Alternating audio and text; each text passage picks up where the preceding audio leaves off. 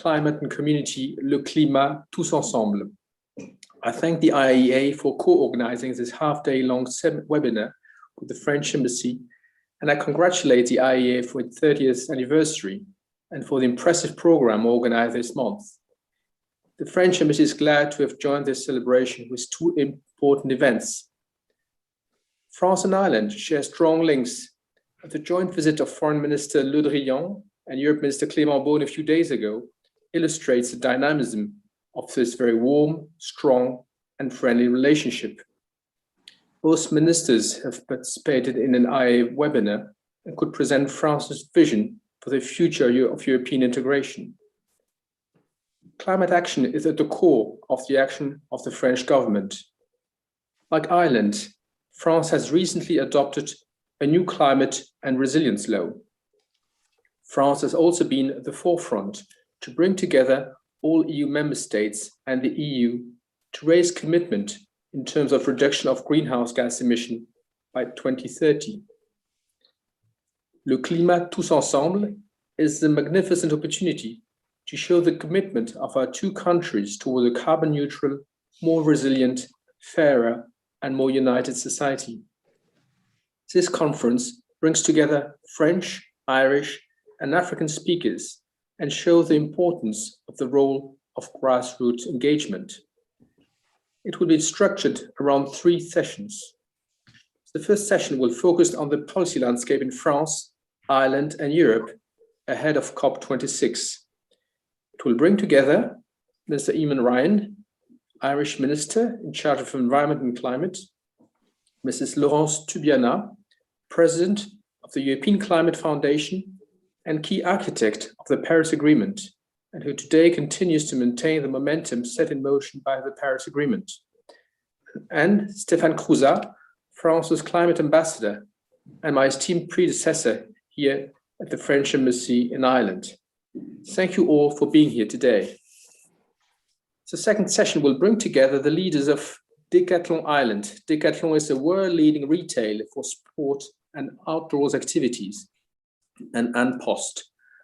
Both will discuss the role of the private sector as the Sustainable Development Goals and how companies and businesses are already planning how they engage with the SDGs, integrate them into the strategy and the management of the business.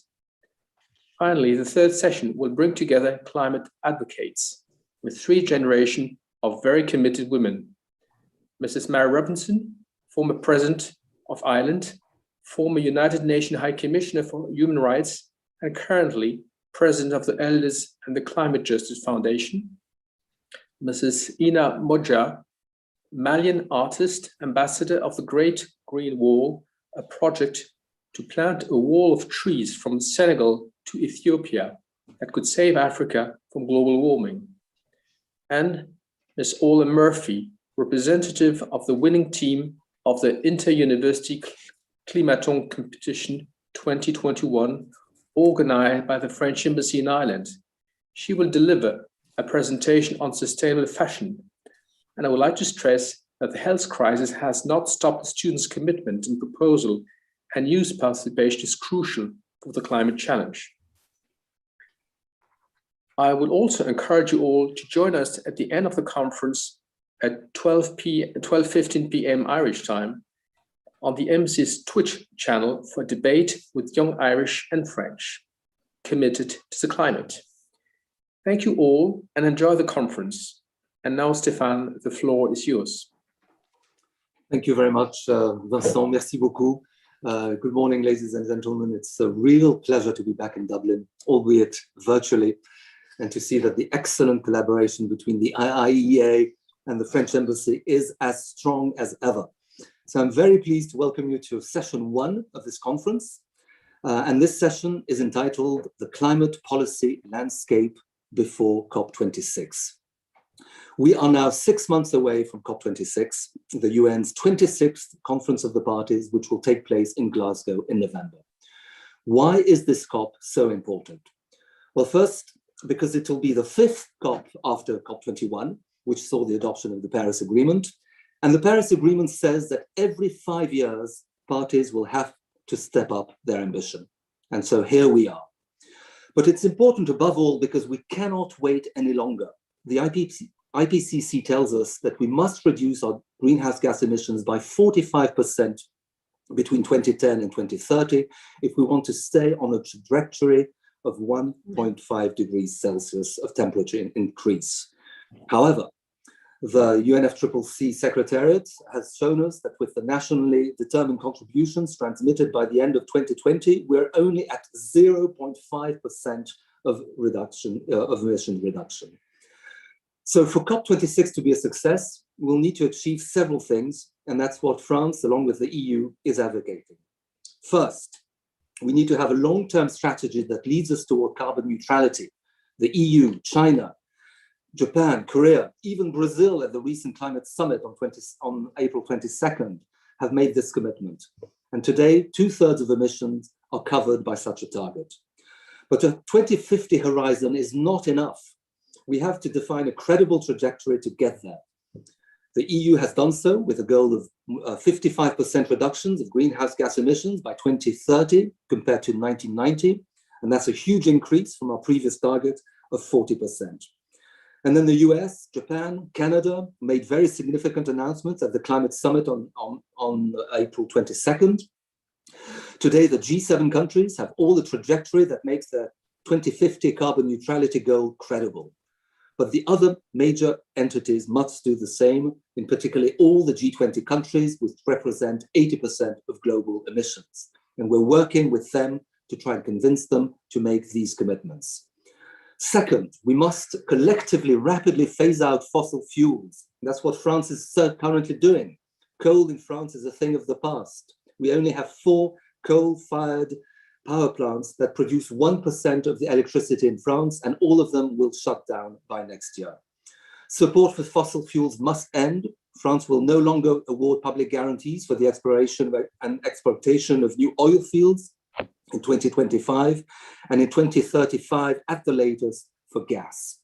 And last week, all G7 members committed to end international support for coal this year. And third, we must move forward on climate finance. Remember, in 2009, developed countries promised to deliver every year from 2020 onwards $100 billion for climate finance to help developing countries in their fight against climate change. France is committing 6 billion euros every year, a third of which is allocated for adaptation to the impacts of climate change. And finally, at COP26, negotiations must be concluded on the so-called rule book for implementing the Paris Agreement. We made a lot of progress at COP24 in Katowice in 2018, but there is some unfinished business.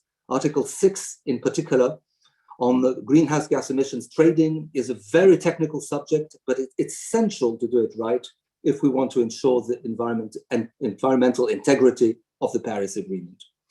So there is much to be done to make COP26 a success, and France is fully committed to do its part.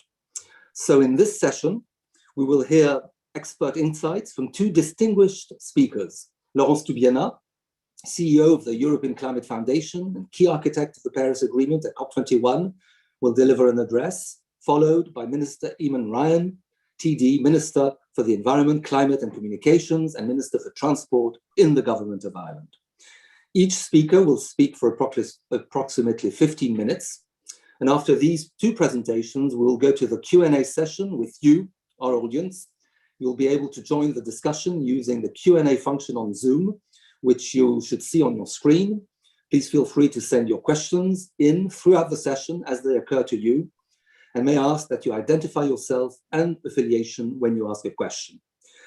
A reminder for the entire conference, including the Q&A sessions, everything will be on the record today.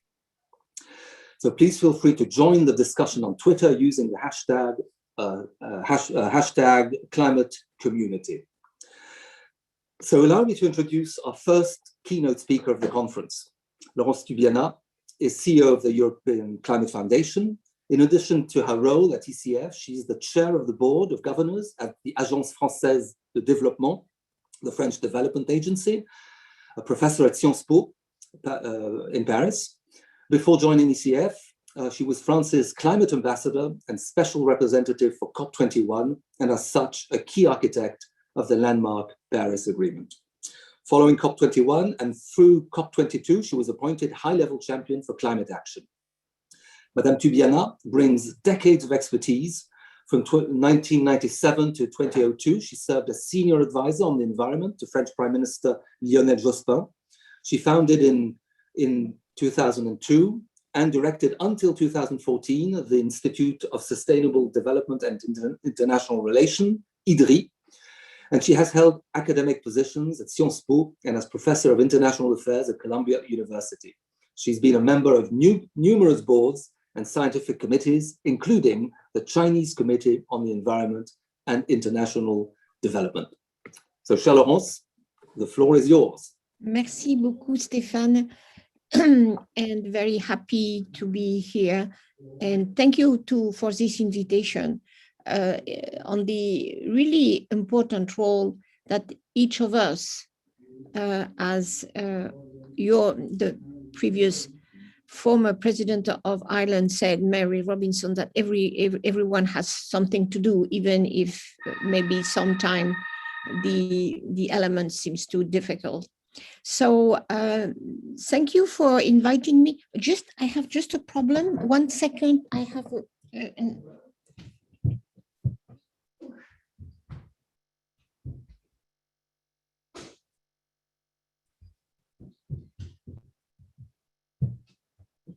sorry, I had a family emergency, but it's okay.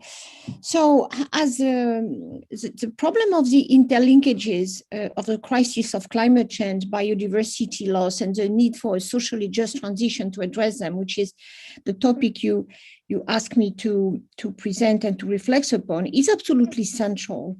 And I'm very grateful that now and Ireland is giving a strong signal, and the Institute, of course, just thinking about that is really we cannot think the crisis separately. We have to think them all together, in particular in the context of this convention, this COVID crisis, and with all these economic and social consequences. As Stéphane said very, very clearly, the Paris Agreement is a central pillar of our collective fight against climate change. And the COP26 in Glasgow is very important for all the reasons he mentioned, to strengthen that pillar. Not only because, of course, we have to revise the contribution that it was noted in COP21, where the idea was because that when the Paris Agreement will enter into force, totally be implemented, that was 2020, all countries has to revise their intended national contribution and to make them definitive. So that's a crucial moment, as Stéphane Crouzat said. Since last year, what we have seen, 83 countries have submitted new targets, including the EU countries submitting as the EU 27. Also, 101 countries, including, of course, some major emitters, have yet to submit their plan, meaning the plan for 2030. And as Stéphane said very rightly, even if many countries are now agreeing on a net zero goal by 2050, that what was important now really is really not to lose this very, very decisive decade. Because more ambition is needed for all countries. We are still on track, as he mentioned, for the 2.4 degrees Celsius of global warming. And additionally, if you have making progress on mitigation ambition, which again, we are not there still, we are falling behind on supporting action on adaptation and finance. The 100 billion year committed in 2009 has not been yet met. Even if 2021, maybe finally we will find a better result, because a number of countries have raised their contribution, and the multilateral development banks in particular have upgraded their capacity. So still, it is a very important and urgent priority for all donors in action, including providing an equal share for adaptation. And because all the language around shifting the private finance, and in particular shifting the trillions of necessary investment, has to go hand in hand with the public finance. So we should not lose this objective for Glasgow. So we have important milestones. The G7 in particular, headed by and chaired by UK, and some intersessional meetings that are starting at the end of this month in the framework of the UNFCCC convention, meaning can make significant progress. And I am relatively optimistic around, at least as Stéphane Crouzat mentioned, a very encouraging conclusion of the G7 some days ago. So climate neutrality is a major theme for COP26. It's really, and it was of course embedded in the Paris Agreement goal. It's interesting to see that the net zero formulation now is really getting a lot of attention, a lot of attraction. And the mention, you may remember that in the Paris Agreement, the idea of achieving a balance of sinks and sources, which was a way acceptable at that time to mention that we have to go for net zero by mid-century. So it's good. Many more countries are pointing to that, but we need action now. So this is very important for Glasgow. Mainstreaming the objective of net zero emission is really important. And as much as we can, having carbon neutrality by 2050 or very soon after is a basis for every action. But really, more importantly, and I totally recognize the necessity to insist on the 2030 target and really credible plans to go to net zero by 2050. So we need to focus attention on the plan of action in the short and medium term, because that will turn the needle, in a way, the center of gravity of the global economy. But these plans must build on one of the core principles of the Paris Agreement, which is inclusivity. You know, it was not just for government, and we know that governments can do a lot, but cannot do alone to really meet this very, very ambitious goal, which are about transformation of all society and all economies. So that's why subnational actors, civil society, and the private sector are to implement Paris. It's a shared responsibility. And I was encouraged along all these 5 years to see states, universities, cities, businesses saying in US, we are still in, you remember when President Trump decided to withdraw from Paris Agreement, and with an enormous amount of actors said, we are still in. And this, even if countries, of course, no government followed the path of US at that time, but the involvement of the local authorities and private sector and the financial community has been really genuinely engaged. But of course, climate is very important, but it is really, and really I recognize all the efforts now to link the climate crisis with other global priorities. The UN Biodiversity Summit hosted by China in October, the Food System Summit will be key opportunities to link action across the SDGs. It would be really detrimental to really fight one SDG against the other. And it's a very active discussion, by the way, because we know that with the COVID crisis, we need a much more solidarity across nations, and we need, of course, to work on the debt relief in particular, but we should not oppose climate to, let's say, health or biodiversity, protecting nature and fighting poverty. This is really a combined, and we have the chance, we are really lucky in that we have a whole across the board conception of what the development should look like, which are the SDGs agenda.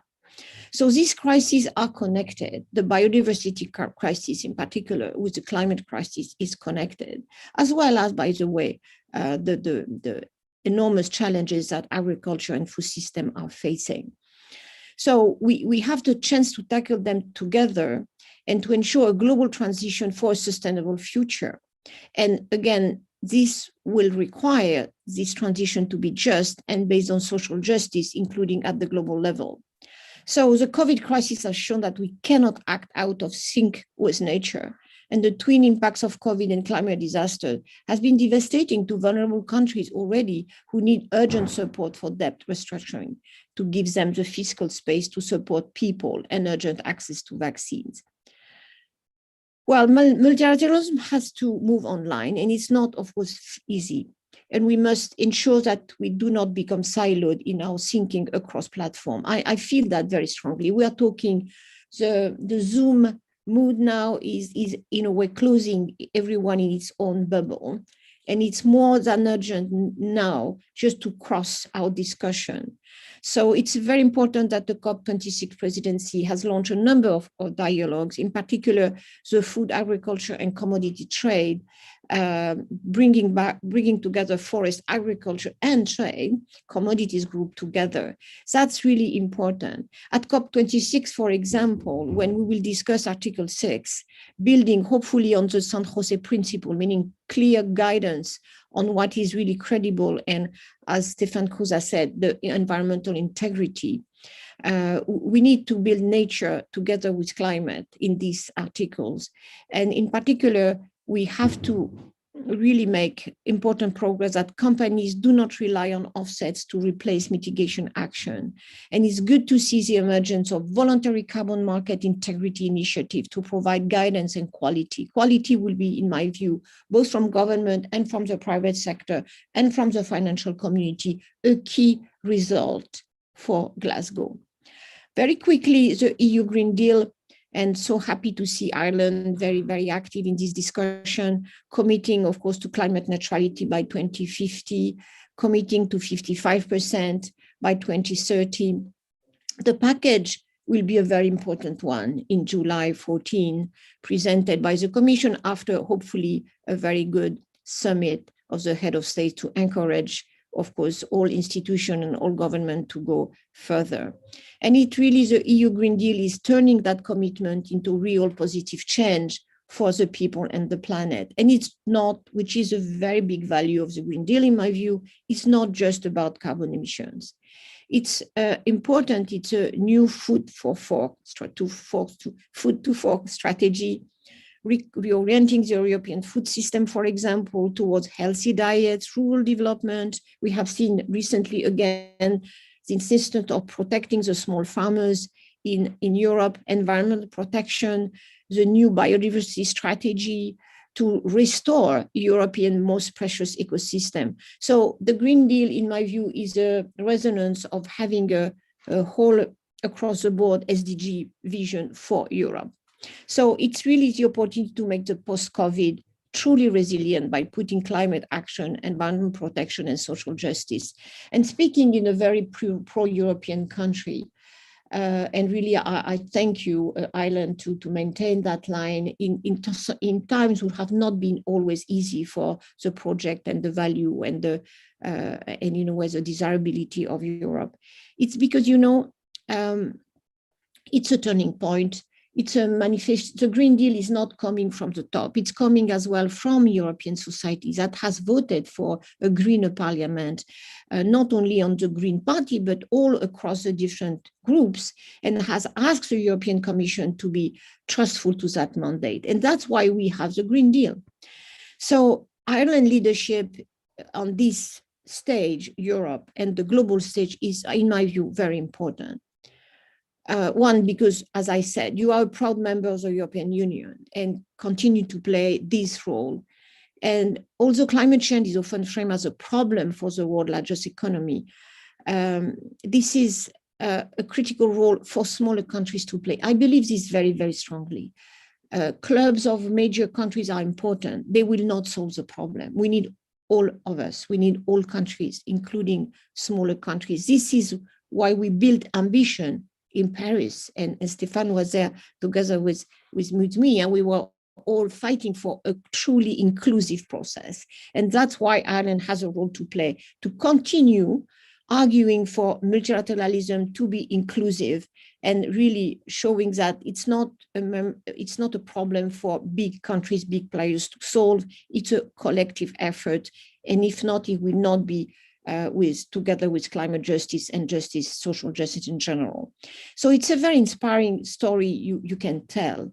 I remember, I think the climate bill you have just passed, it's impressive endorsement of all the parties in parliament, 170 votes against 12, putting domestic low targets that are broadly in line with the EU goal of net zero by 2050, strong governance, that my foundation has been pushing for across Europe: independent expert advisory and oversight council, duty on minister to produce action plan in line with targets, which is so important across the board to have this roadmap for each ministry, mechanism for regular parliamentary accountability. So that's very interesting to see how Ireland has got there.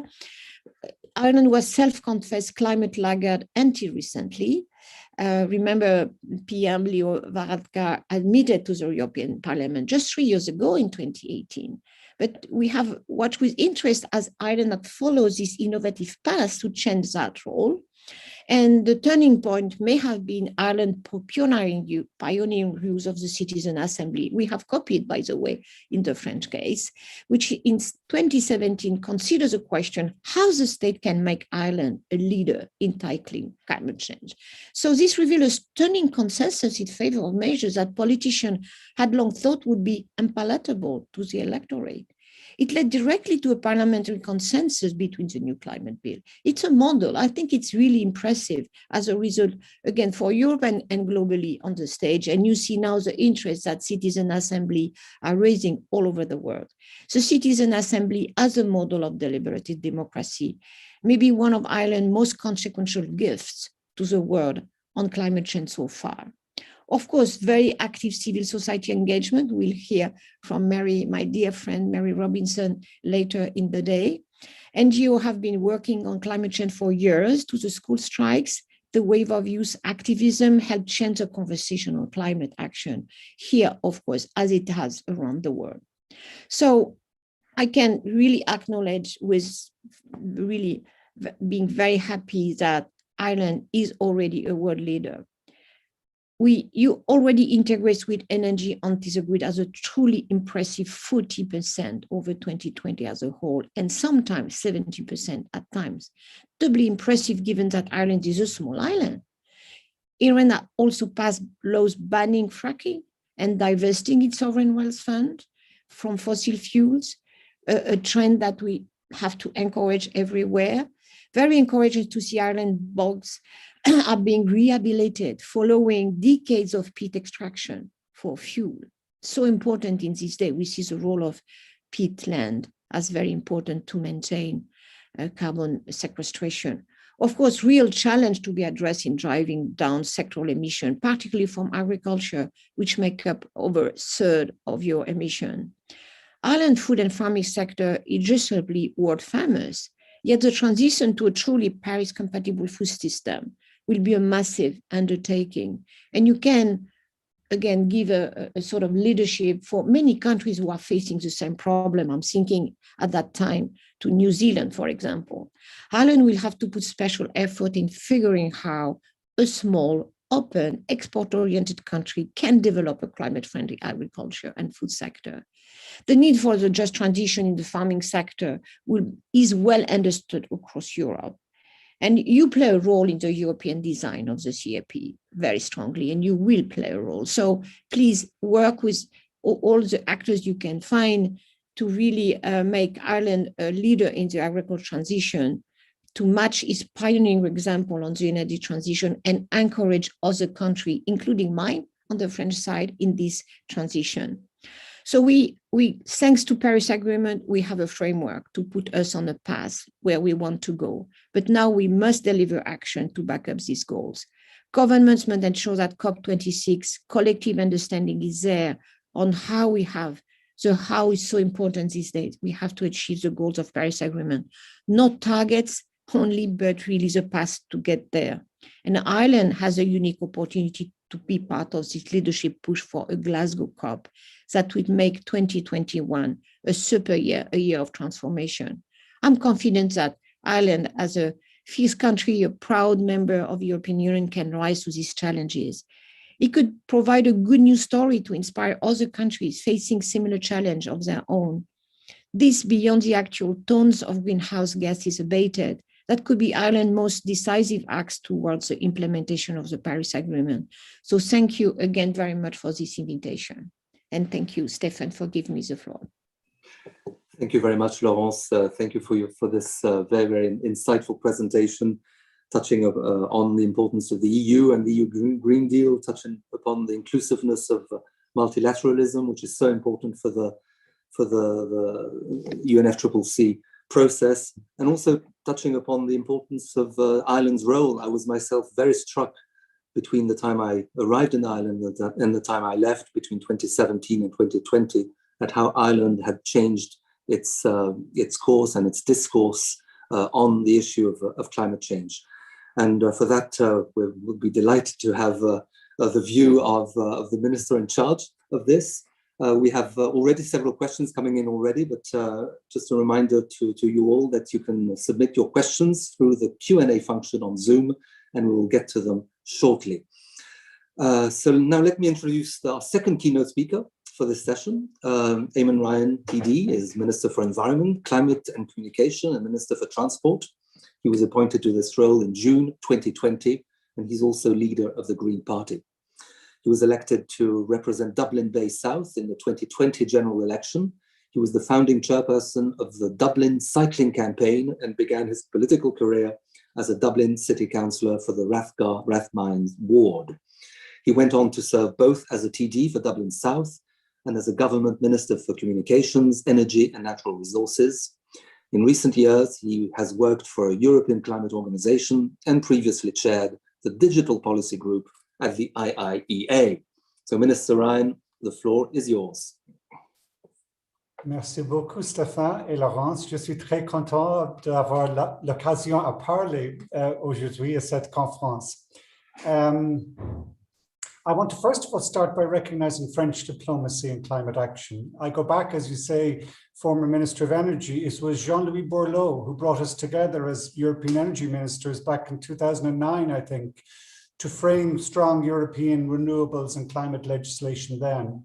I remember being in Paris when the text of the Paris Agreement came out, and the excitement, the sense of promise, the sense of, for the first time in a long time in climate action, that we were actually starting to make the necessary moves. And that was French diplomacy at its core. And I think the same today. France has a key role. I hope Ireland can also play its part. Laurence, it's true what you say. There has been progress here. We have gone from being laggards. We're not leaders yet in actual delivery. That has to come. It will come. But in the political and public story around climate in our country, I think things have changed, and we want to shift towards leadership. And we'll have to. We've set ourselves really ambitious targets to halve our emissions in this decade. That catching up gives us a greater commitment, requires us to make a greater change. It's beyond compare challenging, but it will lead to it. It can only work if it's a better economy, if it's a better society, if it's a better country and an environment, not just in climate terms, but also in the restoration of nature. I want to use the 15 minutes or so I have maybe just to speak about three things: about connection, about community, and about diplomacy in the end. And to be very real about it, because we need now we have to change reality is what our job is, to change everything for the better. In that, the energy system and changing the energy system will be core. And in that, in my mind, the development of good grids, connected grids, is going to be central to our ability to deliver this new economy. I'm very pleased that one of the projects we have in Changing Reality working at the moment is an interconnector between France and Ireland, the Celtic Interconnector. It's some 700 megawatts capability. It's very well funded and supported by the European Union. But it's critical, because to change our energy system, we need to switch, in my mind now, to zero carbon energy system. Renewables, as the International Energy Agency outlook is saying recently, will make up the vast majority, 90% of this new power system. And it will be critical for it to work to have a balancing. The center of this new revolution, industrial revolution, is balancing variable supply and variable demand. And it will not work on isolated grids. It will work best when we have the maximum amount of interconnection. It requires more than anything else trust between neighbors to share power and to provide security for each other by interconnection. And particularly because with the competitive advantage now in wind and solar, that the ability for us as the weather systems move across Northwest Europe particularly, to balance this wind power as a resource with hydro from the Alps and from Scandinavia, with solar from the south, and also with nuclear from France, as part of the balancing capability that we need. That is going to be the most economic system for the development of an electricity supply and potentially other fuels coming out of it, hydrogen, ammonia, which will allow us power this new economy in a way that is truly competitive, effective, and that allows us to electrify transport and electrify heat so that we stop using fossil fuels, which is what we need to do quickly. So these wires, it's only that size, and it's only the start. We can run so many of these interconnections are going to be key. It's critical that we keep the United Kingdom involved in this project, à mon avis, because we're on the other side of that island. Yes, we have France as our closest European neighbor, but we also are very connected to the United Kingdom and will be in energy terms. And also for Northwest Europe to work in this energy system, and we have to think in this regional way now.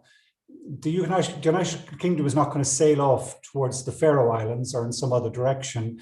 The tectonic plates will keep it where it is.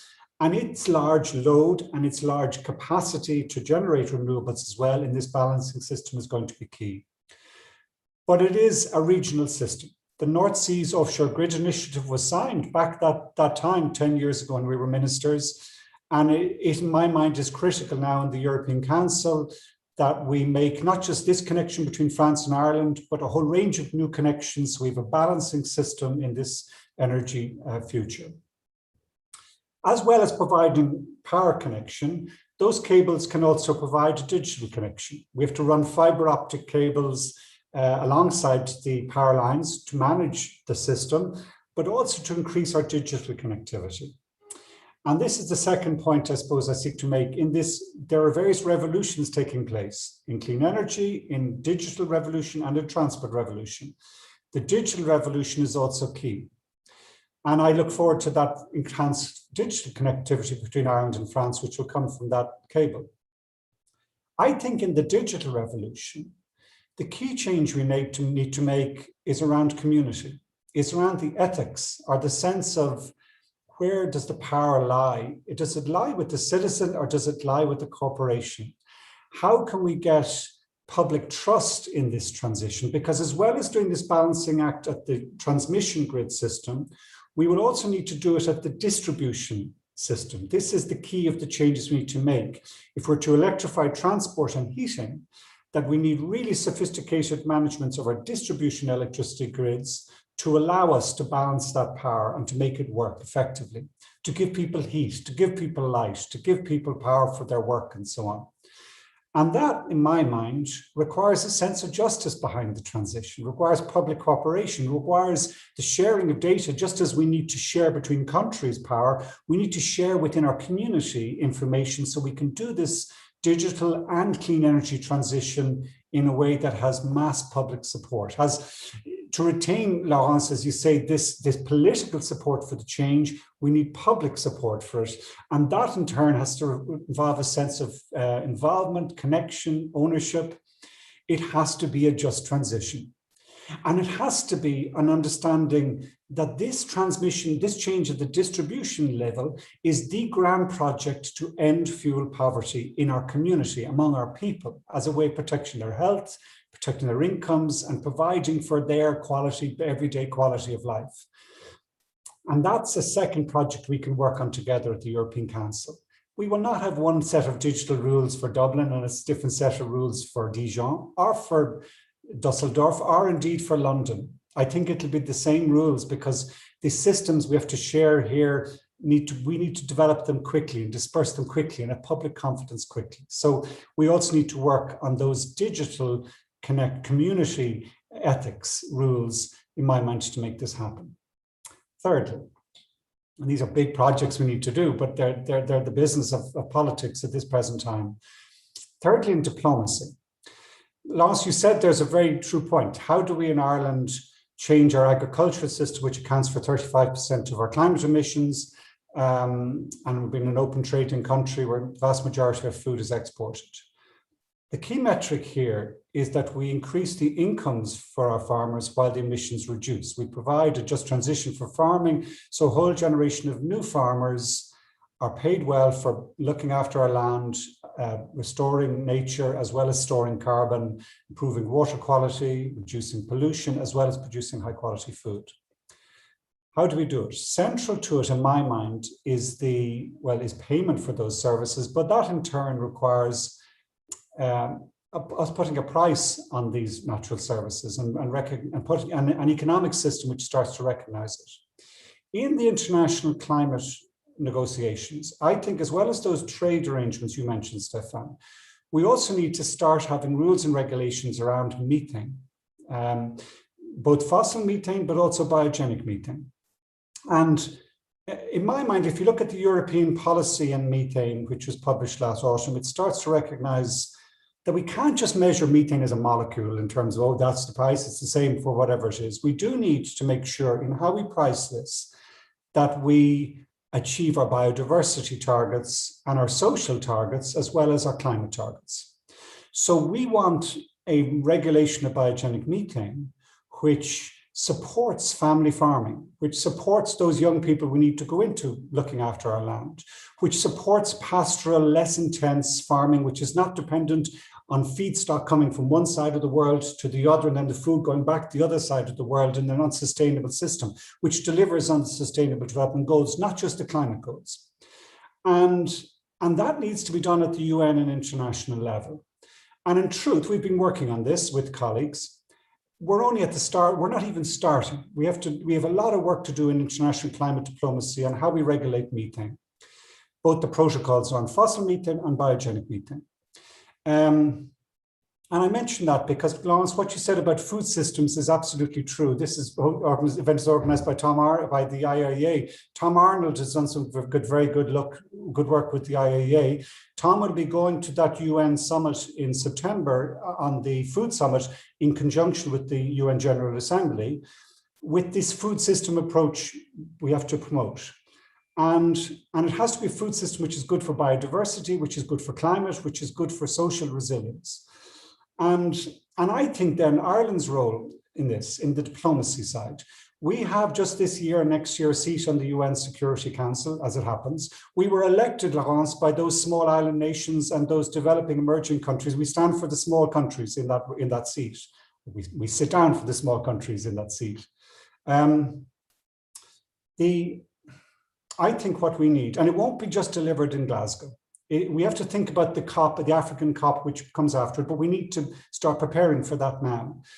We need to start getting agreement, perhaps through the Climate and Clean Air Coalition, which was set up to look at these short-lived greenhouse gases, among other things, to start saying, let us develop a protocol for biogenic methane, which supports pastoral farming in Africa, which supports climate resilience and adaptation, as well as mitigation, which turns the financing systems in the World Bank and the IMF and all the other systems to support that agricultural approach.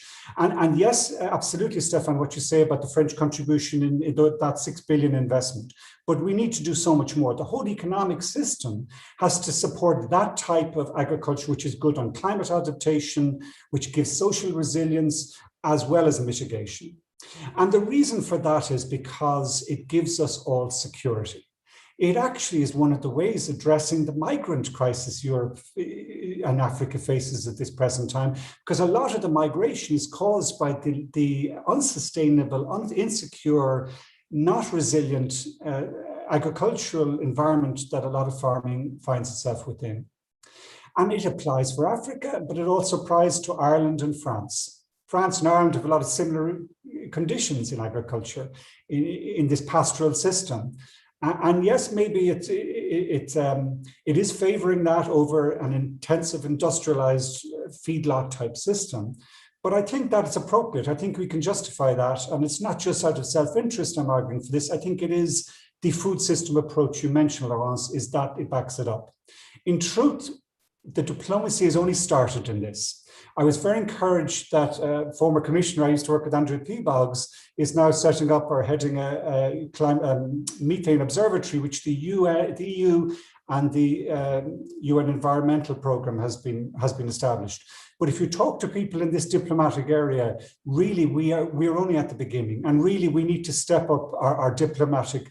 And because if we do so, we go to Glasgow and we can, those developing emerging countries, those small island nations, which would benefit from this approach to food systems approach and climate adaptation and resilience approach to how we manage agriculture, would know that we're not just going with the small crumbs or the kind of here pay you off. This is a fundamental change, which is as important as the energy or transport or other changes that we need to make. So there, I'm sorry for I don't know, speaking too long, but they were the three things we want to work on. My colleague Simon Coveney is working very closely, obviously on the Security Council with myself on this. I will be working on the European Council. There is a very strong community now in the European Council in favor of strong climate action. We have this group of ministers, and not just green ministers, it's from across the political spectrum at the Council who are really pushing for these type of grid interconnections, better digital, just transition type rules. And we need to develop that coalition, in my mind, around climate diplomacy, around agriculture, which supports climate resilient adaptation. So that's what I look forward to in the lead up to Glasgow and beyond, because in truth, it will require more than just Glasgow, but Glasgow at least is on the path that Paris set, and that's the right path. It's a legal structure which gives us the right ability to frame, a bit like our own climate legislation. It doesn't change anything in itself, but it sets up the legal structure for us to deliver the scale of change we need. And for that, Laurence, I thank you. Thank you very much, Minister Ryan, for these very insightful comments. Point well taken on methane. It's a gas that really is a low-hanging fruit. It has the potency, about 28 times the potency of CO2 emissions, and indeed the EU is working on it with its strategy, and France is very, very aware of this. And sustainable agriculture as well. It's linked to methane in many ways, and we have these very common challenges to face between our two countries.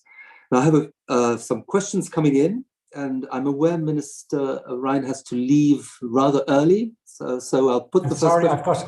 I have a Belarusian problem at the moment. We have to go, and there's an international transport forum I have to speak at later, but I'm here for the next 20 minutes, Stéphane, if that's okay. Oh, good. So you'll be able to stay till the end of the session. That's wonderful. But I'll put the first question to you then. It's a question from Rachel Toll, the climate ambassador for Sligo, talking about ocean.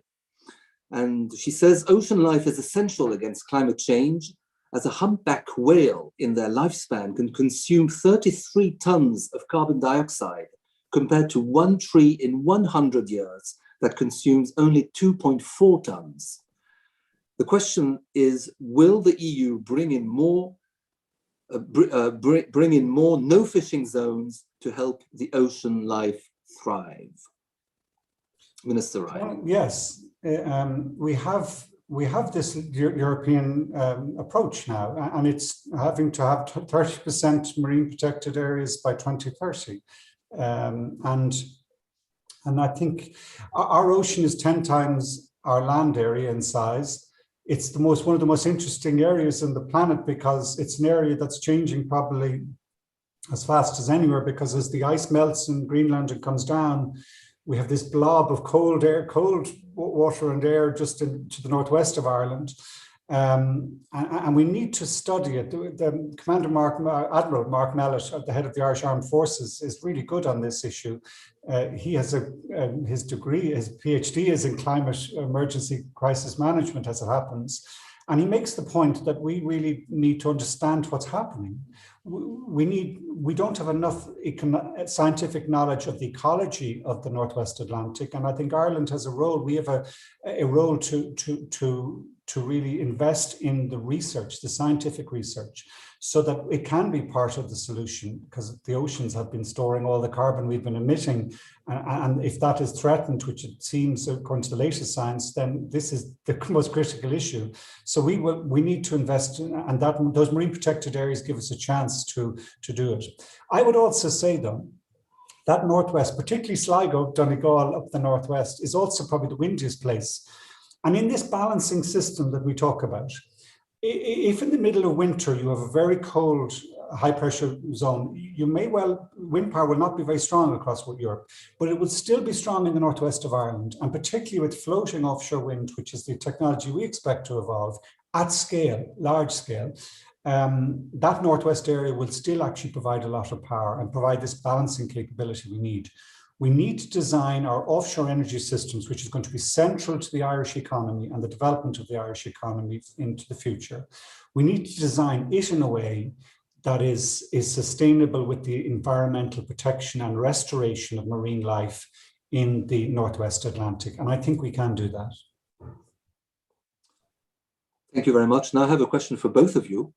It comes from David Runciman of Cambridge, who notes that climate and environmental politics are emerging as a new fracture line in democratic systems between the old and young, between those who want or need to drive and those who are able to cycle or take public transport, particularly relevant in France with the Gilets jaunes movement back in 2018. So the question is, are democratic polities at a structural disadvantage to implement the radical solutions needed to avert climate disaster if voters, politicians, and political systems all reward short-termism and dissuade long-term investment? Maybe Laurence, you want to kick off? And you need to unmute yourself, Laurence. So very well, happy to start. I'm sure that will be very interesting that Minister Eamon comes back, because that was really a question that Ireland has touched upon directly. I think it's always a complex issue. Climate change can be portrayed as an elite issue against people. Some parties, of course, in particular far-right parties across Europe, as trying to do that. We haven't seen some time as well at global level, authoritarian regime pleading that climate change is for well-off people against the poorest people. So it's a really very, very serious question. And we see, for example, the movement against wind farms and wind turbines in the eastern part of Germany as and we will see that in France very soon, unfortunately. So the wind turbine is considered as something against people by the extreme right. So I think, but when you look at authoritarian regimes, that's not the response either, because again, there are vested interests there as well, powerful one, and you see, so I don't think it's democracy against authoritarian regime to solve the environment. Is about how you include people and citizens and in a way in the shaping of public policies. At least that's what I believe very strongly in. And that's why at one side, you need much more information reaching to the public. So the experience I had through the Citizen Convention is that people don't get the information they need. When they get the information they need, they shape their consciousness, their decision-making, their preference differently from when they don't have that information. And finally, when you look at the media coverage of climate change, it's there, but it's very, very shallow.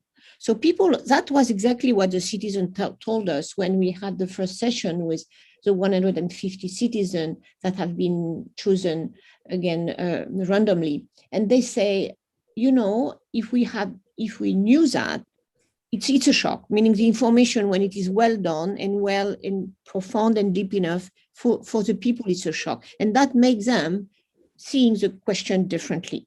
And that was a collective intelligence that citizen assembly or other processes can develop, is, in my view, the more solid background for politicians to operate. Governments need support. You can't operate against your country or against your public. But if you don't do that, you assume that the vested interests, the one who are in the street. And, you know, the Gilets jaunes have very different views. You have now yellow vest people organized in environment NGO nowadays. So it was not black and white. It was the social justice element was the first one. We are not against the carbon tax. We are against the carbon tax if it has a regressive impact on ourselves, because we cannot make another choice for transport, for example. So that's why social justice is. So consultation, involvement of citizens, given allowing citizens to have agency in the transformation we have to face is a key element. The second one, of course, together, and it's not one or the other, the social justice element. The environmental policy have been many times regressive in the past because too much focused on in a way, accessibility and prices, and we need a much more public engagement, infrastructure, allowing poorest household to benefit from the environmental policy and not be paying the price of it. So that is my response to it. Thank you very much, Laurence. Just to clarify, the question came from Alex Conway, who's a researcher at IIEA, who's quoting David Runciman. Minister Ryan, your reaction on that question, and I'm afraid we'll have to wrap up after that final intervention. Okay. I might take a few minutes to answer it then, if I can, because it's a very big question, a good question.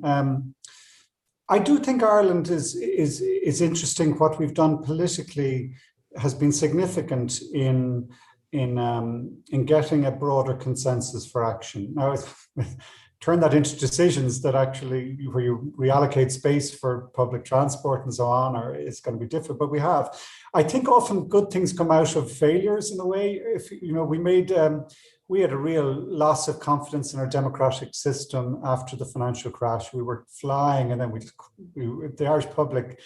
It was a very hard hit to our confidence in our political system as well as anything. And out of that, some innovative thinking came in politically in Ireland around our constitutional democratic republic, and which we're very proud of. But it included innovations like the Citizens' Assembly model, which did have an effect on us, and not just in climate, but in other social issues that have been difficult for us to address for many years. I think you have to be very careful that it's not just a quick fix solution, just, oh, you just do a Citizens' Assembly, then you're fine.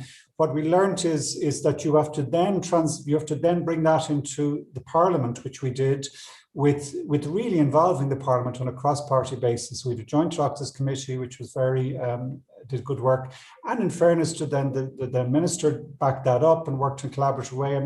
And it's that step by step. It takes 5 years, maybe, to some of the political consensus that has grown. But also, secondly, I think out of the failure, the environmental movement, we got it wrong for 30 years. You know, our messaging, particularly on climate, and particularly maybe always putting the emphasis on the individual. You know, are you doing the right thing? And my own personal views. About 8 or 9, 10 years ago, a group of us came together. I was involved in one thing called climategatherings.org, and we were looking at what is the story we tell? How do we tell this story? Because we were clearly getting the story of climate change wrong in terms of, you know, people were switched off from what we were saying, or they felt shamed, or it wasn't working. And there was we did some work involving a lot of creative people, involving the Byrne College of Art and other places to think about this. And we came back some very simple thoughts that I keep sharing because they're still ringing home true to me today.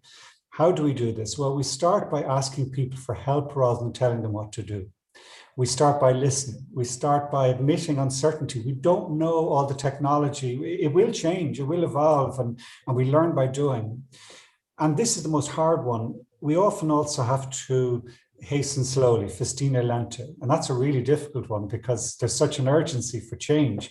But if you just panic, you kind of come across like that, you make mistakes for one, but also people can sense it. And so you have to some ways step back and think, how do we approach this? And step back to listen is one of the, but also, I suppose, we really came to the understanding that we need to move away from technocratic language and also our econometric language to emotional language around this, and frame it in a way which speaks to the core of all human condition, which is a care for the home, a care for the hearth, the center of and community and connection, and to inspire. I remember this happening all over the world in recent years. Just prior to the Paris Climate Agreement, there was a campaign. People will remember it here in Dublin. We did something in Stephen's Green, and the words we used on the slogans of the day was "for the love of."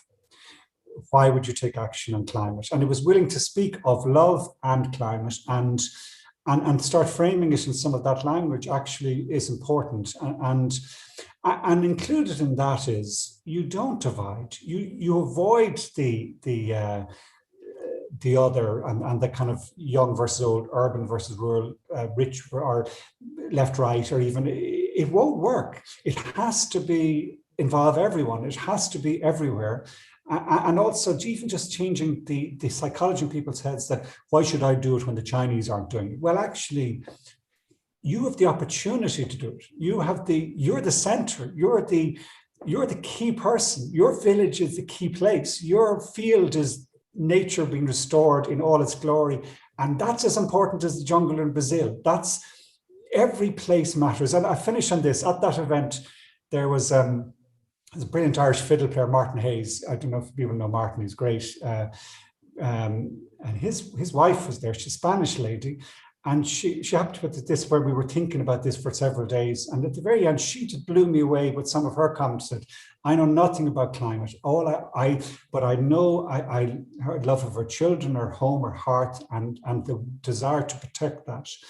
And it's just spoke to an emotional thing within all of us, which belongs to everyone. It's not exclusive. It's not, and that's what we do have to appeal to. And for all the grid talk or all the diplomacy talk, it's the heart and speaking to the heart of the home and protection of the home is where I came around to in terms of how we avoid whatever vest you're wearing. That's something that belongs to everyone. It's that scale of protection we have to appeal to in people's emotional side. Well, thank you very much. Thank you both for these very insightful comments, which shows that there's so many challenges, but also so many solutions that can be found so long as we remain determined to make things happen and remain really committed to those needed changes. So thank you again. That was really very insightful. And to let our audience know that the second session of the conference will commence right now after this session, and it will address the role that the business community can play in achieving sustainability and decarbonization targets. And if you have not yet registered